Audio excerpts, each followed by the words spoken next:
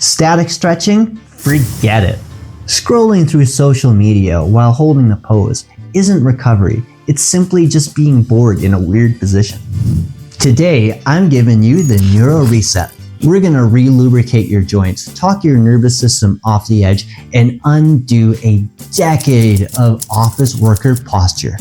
And remember, it's a system. It's not something spontaneous. So make sure you stick till the end so you can figure out everything you need to do to make sure your body is feeling tickety-boo.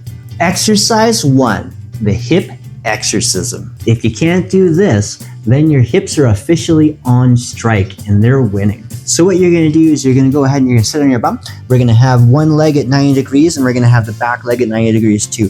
And without using your hands, what you're gonna do is you're actually gonna switch from one side to the other. Well, would you look at that? You look like a beautiful struggling crab, and that's okay. If your hips are screaming, it's just them remembering they're supposed to move. We're working on internal and external rotation. This is the first thing humans lose as they age because we stop sitting on the floor and start sitting on sofas that eat our soul. Keep your chest proud. You're a majestic eagle, not a hunched over gargoyle. If you hear a pop, don't worry, that's just the ghost leaving your joints. So here's your mini victory for you. If you're able to do one of these reps without using your hands and without falling over, then you've already outmobilized 70% of the population. Good on you. Exercise 2, the Soaz prayer. Your hip flexors have been short for so long. Let's remind them what freedom feels like. So we're gonna get into position like we're sitting into a low lunge, and then from here, what we're gonna do is we're not gonna stand here like a statue. We're gonna go ahead and we're gonna start rocking back and forth. So we're gonna go ahead and rocking back and forth. We should feel a good stretch to the hip flexors to the front here as we're doing the movement.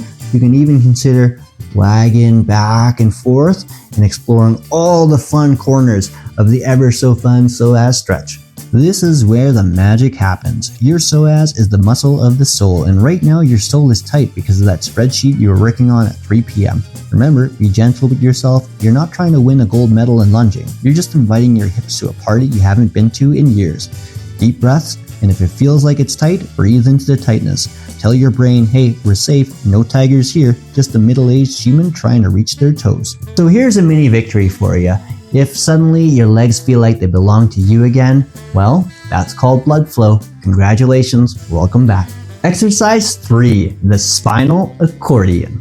A stiff spine is a fast-track way to feel like you're 90 when you're only 40. Spinal hygiene is a must. So we're going to start in tabletop here, and what I want you to think is that your spine or each individual vertebrae are like a string of pearls, and we want to make sure that they're each moving individually while we're doing the movement. We're doing something called cat and cow. So what we're going to do is I want you to think moving each of the individual vertebrae up as we're going into flexion,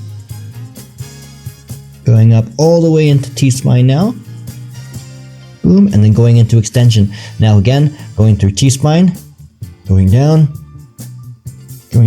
now into lumbar,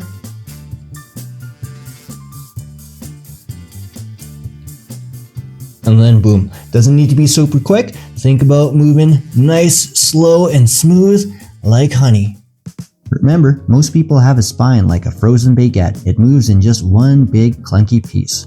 Think pushing the floor away and imagine trying to push the earth away from you because it's being annoying.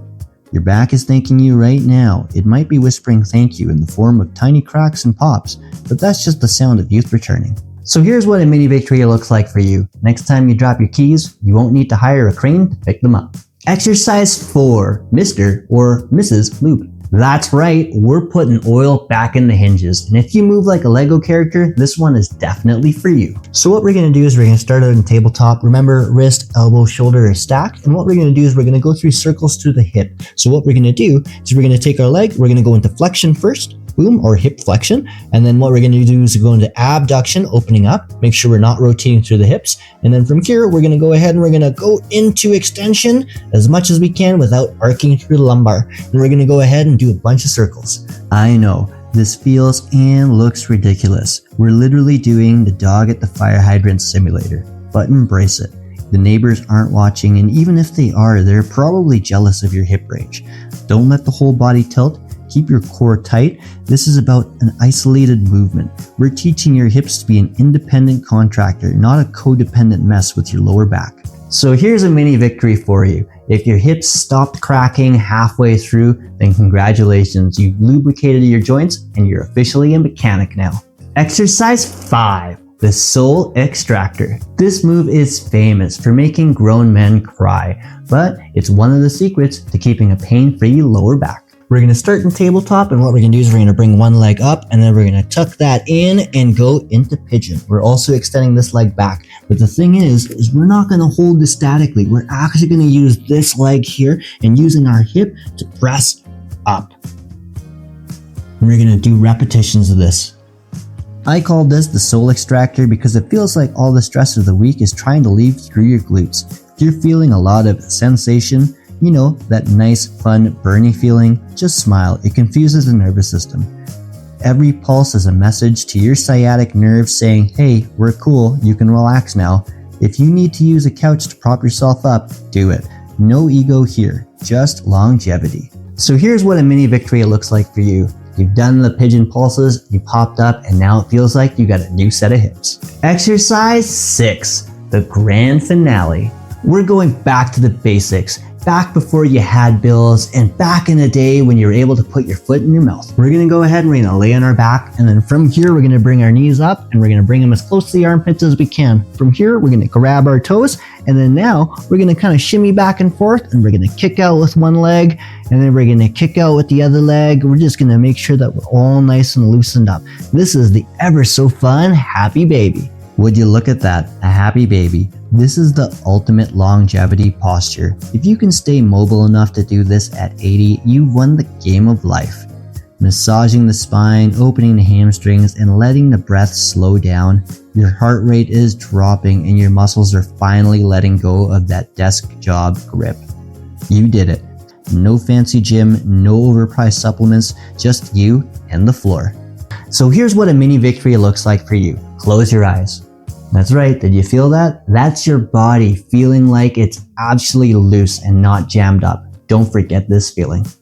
So if your body feels a little more expensive and a little less rusty, then we did our job. So tell me, which one of these moves made you realize that your hips were made out of stone? Remember to write it in the comments, and don't forget to hit that like and subscribe button to figure out more ways on how to rebel against aging. And if you want to see my full plan to live past 100, check out this video.